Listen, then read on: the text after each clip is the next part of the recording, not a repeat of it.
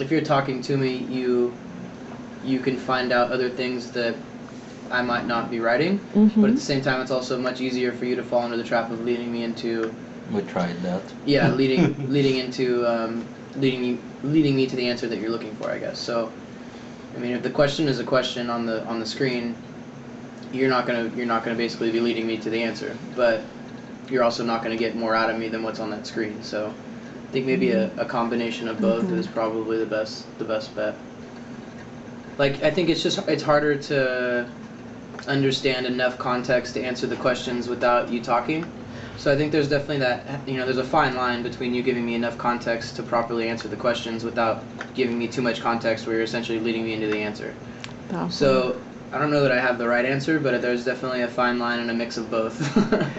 Talking about it first, assuming you don't cross that line into leading.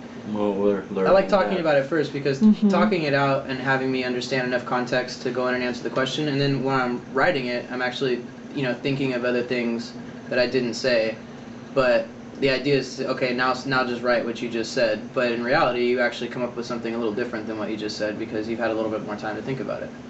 So I think I like that way better.